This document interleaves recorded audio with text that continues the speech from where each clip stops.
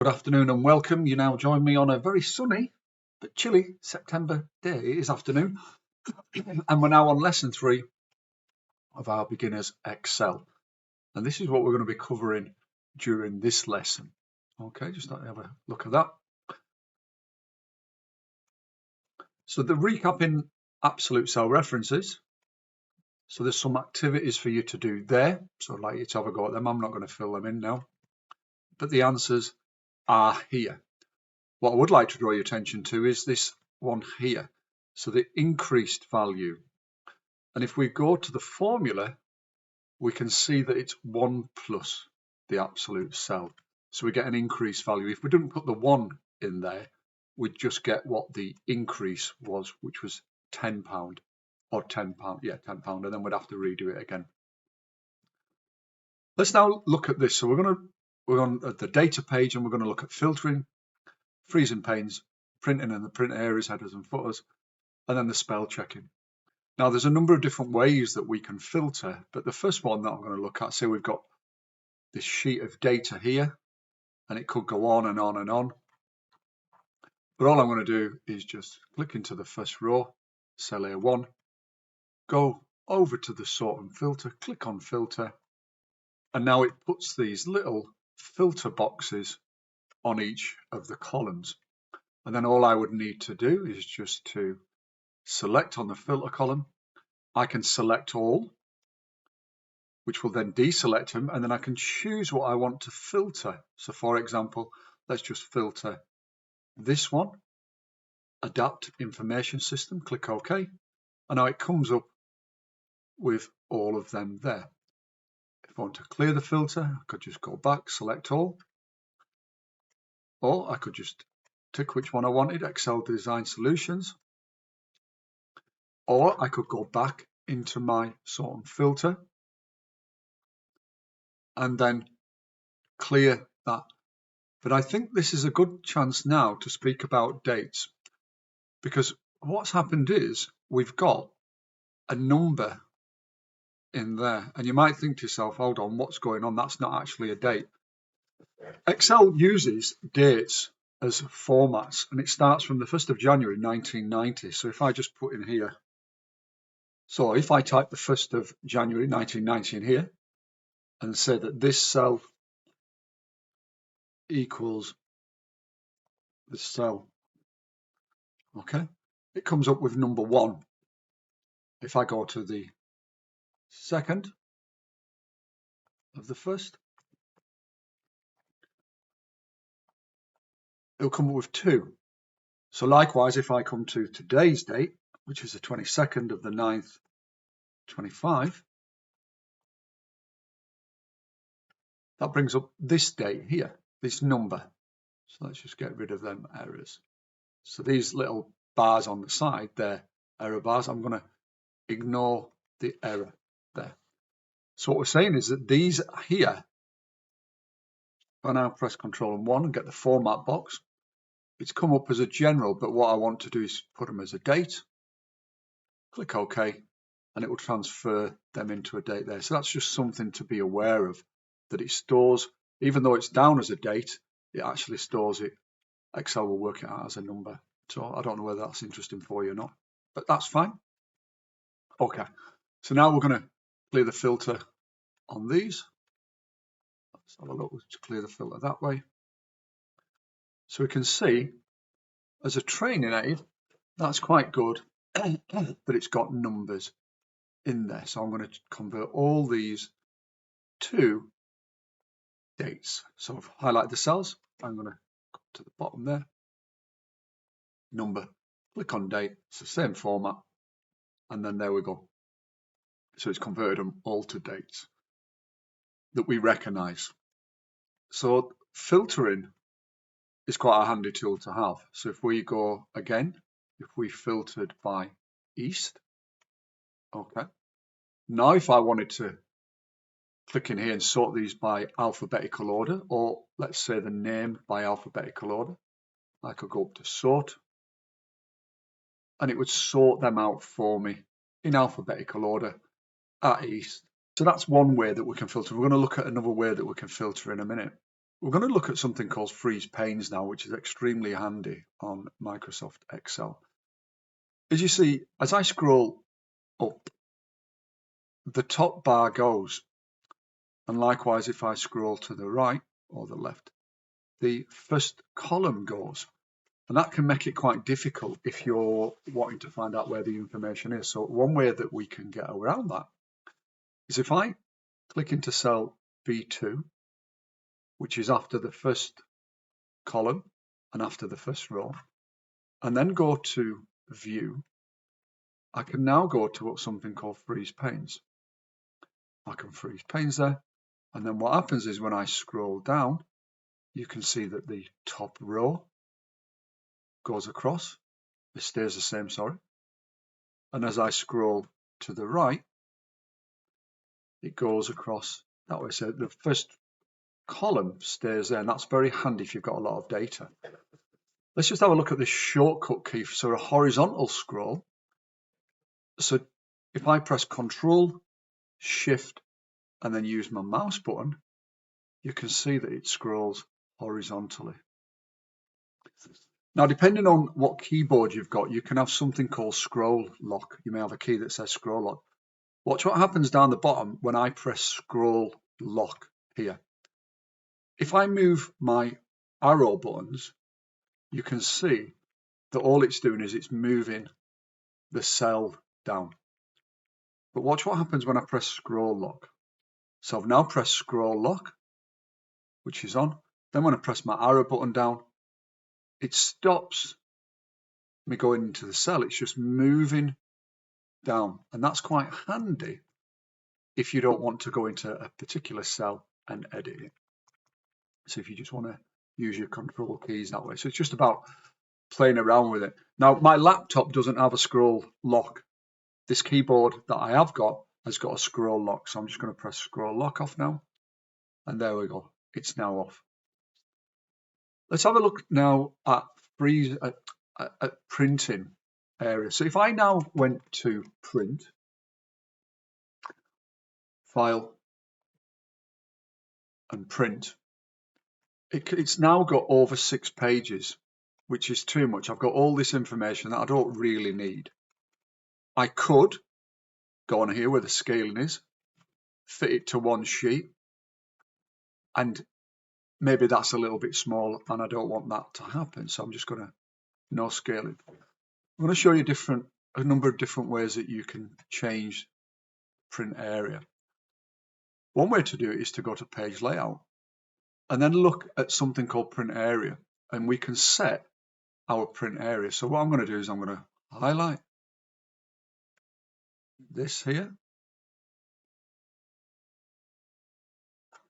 and then I'm going to go to print area, set print area.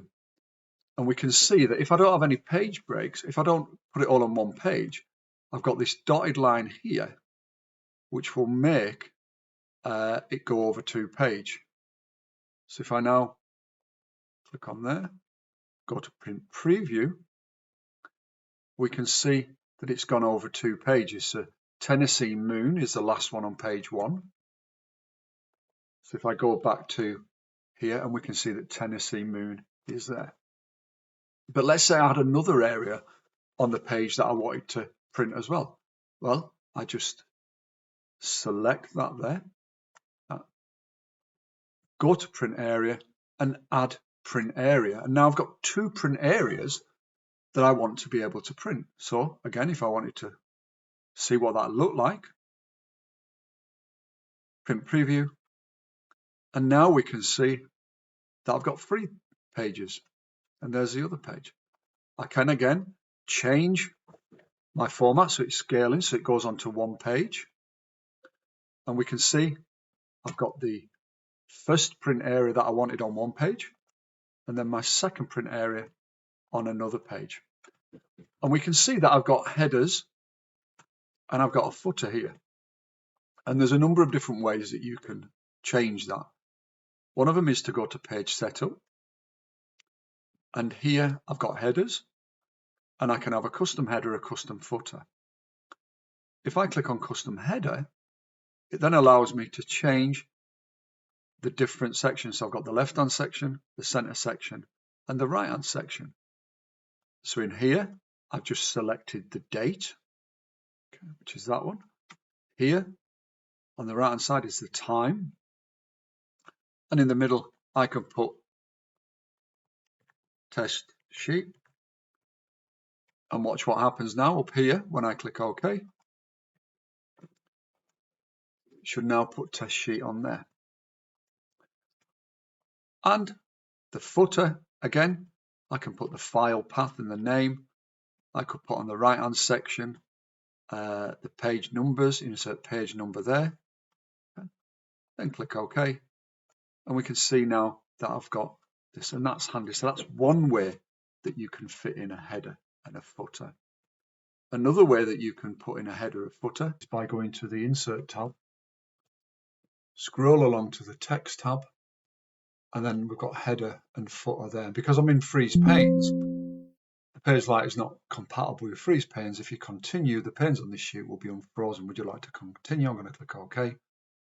Now it's unfrozen my panes, and now it's given me the opportunity to insert my headers and footer that way. So I can flick between the two, go to header, go to footer, and again I can put the different things in. Now to get out of headers and footers, I need to go to View. I need to click into one of my cells here, any one cell, View, and then go Normal. Okay, so that's one way that you can add in headers and footers. So there's a number of different ways that you can do that. If we look at spell check, so there's a couple of different ways that we can get there. One way is to go to the Review tab. I can then check spelling, and then it will come up there just like in any other application. Or I can just press the F7 key and it will check the spelling for me on that one. So that's printing. Well, let's just have a look at printing if we're going to print to different formats, because we can print a PDF or we can print different things. If I go back to page layout now, I've got the print area, get the dialog box out, or I can go to File, Print. Okay. This gives me a number of different options. I can print it as a PDF sheet. So let's just print it as a PDF sheet. Going to fit on one screen, on one page. Okay. I can, if I wanted to, change my margins. I can change the page orientation to landscape. And we can see that it's now in landscape, but we've lost a lot of white area on here. This is probably better in portrait mode. So if I go back to portrait, and here it says letter, but we don't want that. We want to be on A4 as default. And then what I could do is I could print that as a PDF if I wanted to do that way. So that's one way. I could go to get the print dialog box. I could do print preview that way. Again, it comes up with the different options, so it allows me to different ways to be able to do things. So I could click on different margins, and you can see I can change my margin settings that way. We can now filter by color. We can see that we've got these on here. So if I just go into that cell, right click in that cell, filter by selected cell's color, and then it's filtered all the information that I want for in red. So that's one way that you can do that. Let's go back to home. Let's clear that filter. Again, I could go on here, filter by cell's color, and that would filter there for me. Also, it would filter by the font color if I wanted to. So here, Tennessee Moon, right click, filter by font color, and it comes up Tennessee Moon and JEVS services. So you can see there's different options that we can do that way. Let's have a look at dates. I can now filter by dates. Again, if I just go into the cell, right click, filter by cell's value. it will then come up with all the dates for that particular thing, which I think is very useful. Now, there may be a time when we've got certainly lots of data when we've got blank rows. And for example, here I've got a blank row, and it's quite easy because I've only got 37 entries. But if you can imagine, if you had 1,000 entries, searching for blank rows would be quite difficult. So to search for a blank row, if I wanted just to select the blank rows in my data, just highlight the columns, go to Find and Select, go to Special, Blanks, click OK, and then you see it's come up with that information there, which is very handy. So we can use conditional formatting to see if we've got any duplicates. So to check if we've got any duplicate invoices, just highlight my invoices there, go to conditional formatting, highlight cell rules, duplicate values, and now it's come up with all the duplicate values that we've got. So we've got 2 entries that are both using the same invoice number. So that's a handy tool to have. Let's look at this sales summary. So what I'd like you to do is work out the total value of each fruit sold in column D. So remember the total there. That's going to be equals the number sold multiplied by the price. Press enter. Now I can, if I want to, I can just drag and drop that down, or I can just double click twice and it will fill them all in for me. I'm going to highlight them and change them to currency. So we can see that we can make that a little bit easier. All right, and we could add borders and everything around there. Now in the last lesson I showed you how to merge a cell, but I'm going to tell you where possible, do not merge cells. It just makes things difficult for you. So for example, there's the data that we had in our last sheet. And here it is here. So let's just put the total in there again. So that equals that times that. Press enter. Double click. Let's convert these to pounds as currency. Let's put a nice border around it. Okay. Let's make them stand out a little bit. Different fill. Okay, let's make it there. Now there may be that you want to sort these so that you get all your oranges and apples and bananas together. So remember, if we click into oranges or the cell that we want, sort and filter, and then we're going to sort by alphabetical order. There may be a time you may have it like this now, and you may think to yourself, oh, I like it, it's a little bit nicer if I merge these cells. Merging cells only keeps the upper left value and discards the values. Okay, good, we've done that. Here we go, let's merge all these now. Bananas. Good. Let's merge the cherries.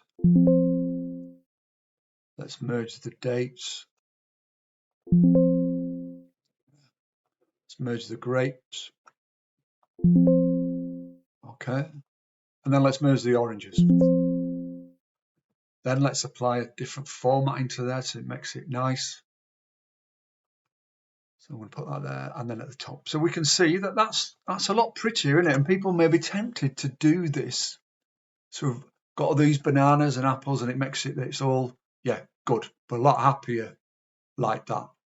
The trouble is though, when you come to now filter and sort, Excel won't like this. So look what happens now if I go to filter, my bananas, it just goes to the top, the only row that's got bananas in it. Also, if I now wanted to sort out by the number sold, if I go to sort by smallest to largest, it doesn't like it.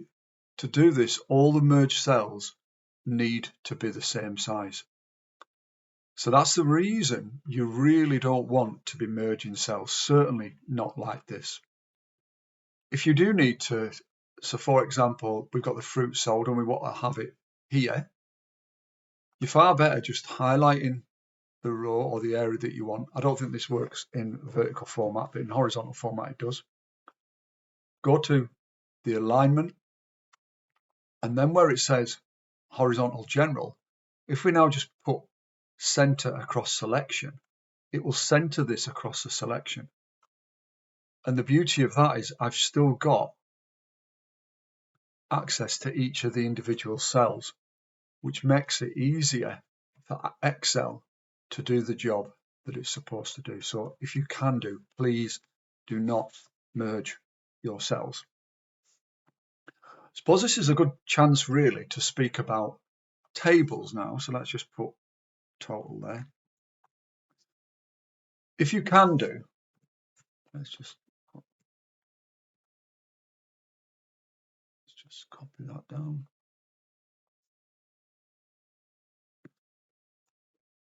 If you get the chance, use tables where possible. So I'm just going to select where orange is there, and here we've got this thing that says format as a table, and it allows me to change and put this into a table format, an Excel format table. And there's many benefits of doing that. So it's selected my data there, my table, it's recognized that my table has headers, and then I click OK, and immediately it's come up and it's put that into a table for me there. It's given me a table design. So at the bottom, if I wanted to, I could click total rows, and it's put the total in there for me. Okay. Let's see what happens if I now change that to bananas. Click OK. Immediately comes up and tells me what the total is for bananas. So it'll do a lot more for you.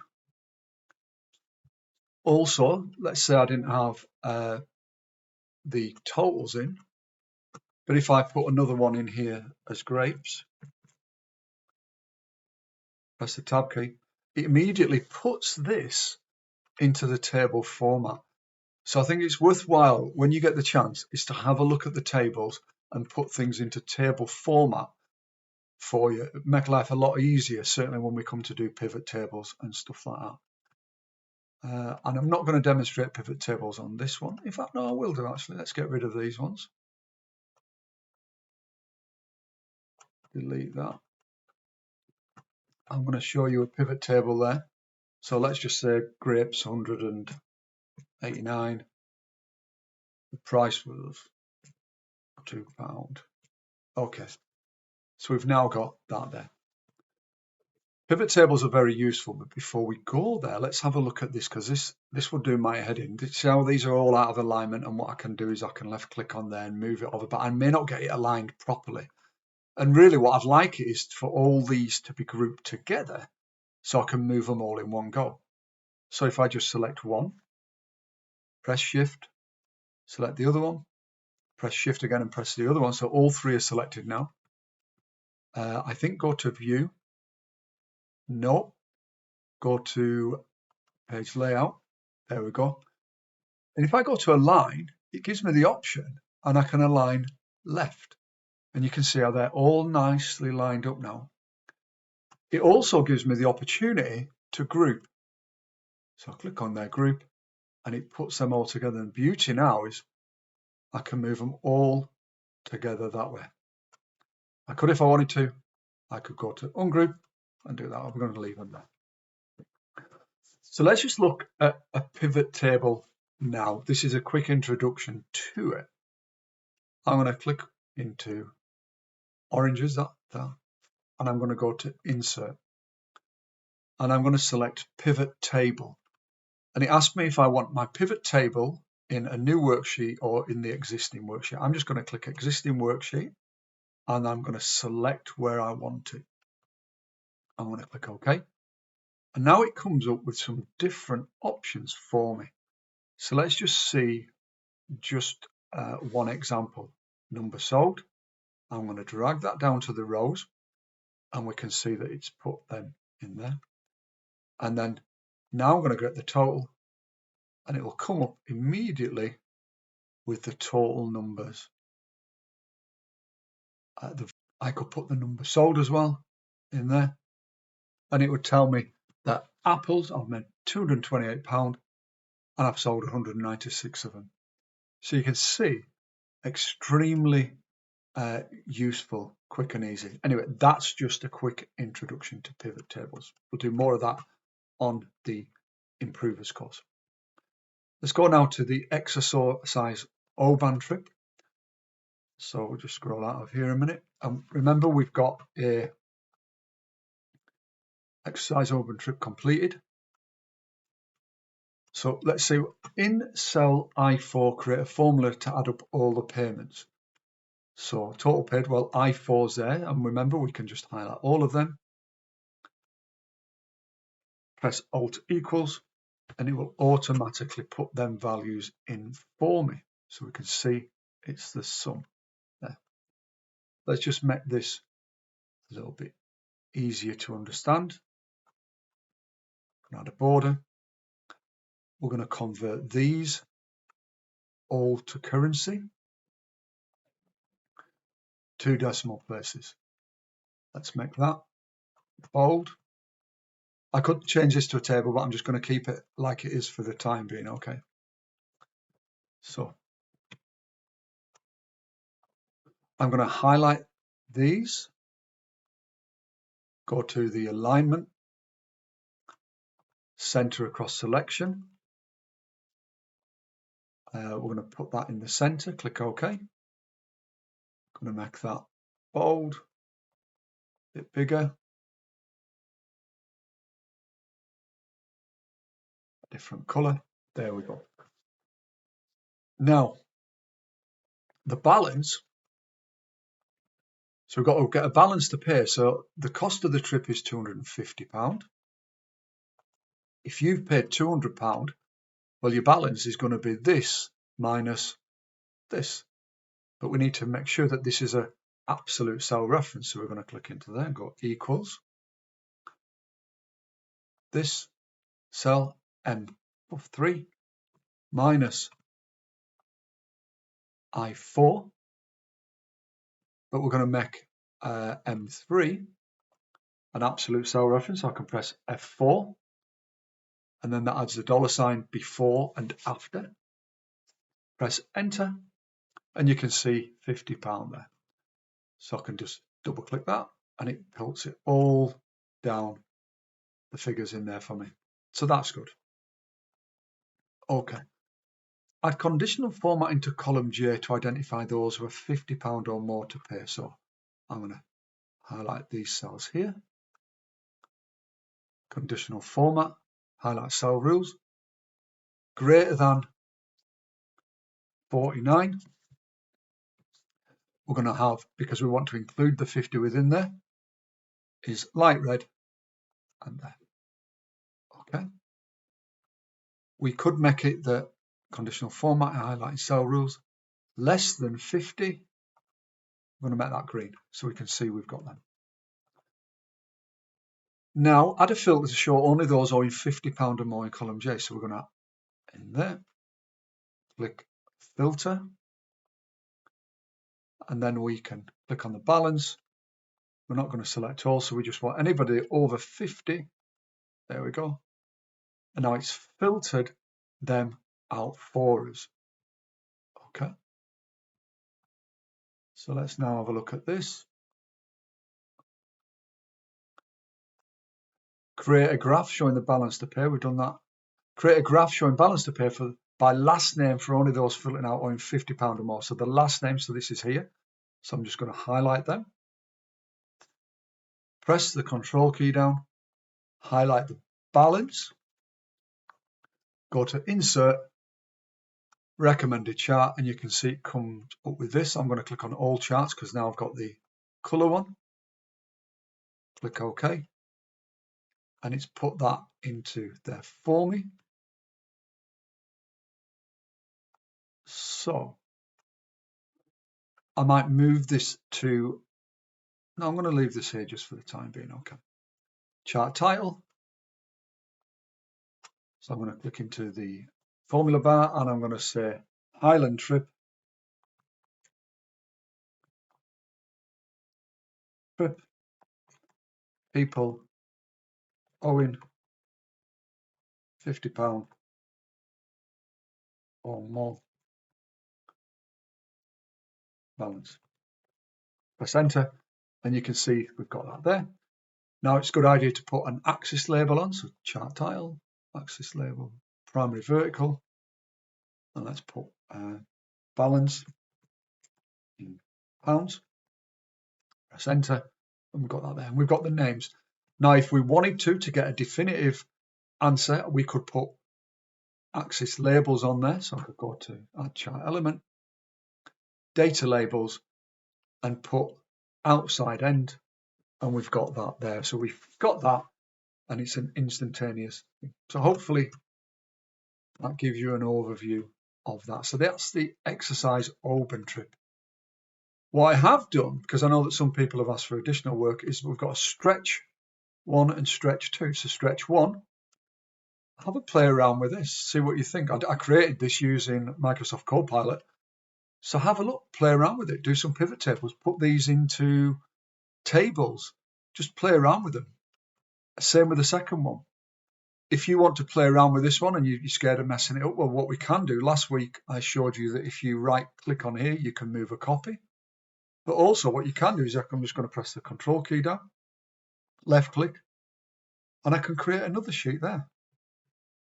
And it's labeled it too. So I could do another sheet and practice that way. So you can, different things that you can look at.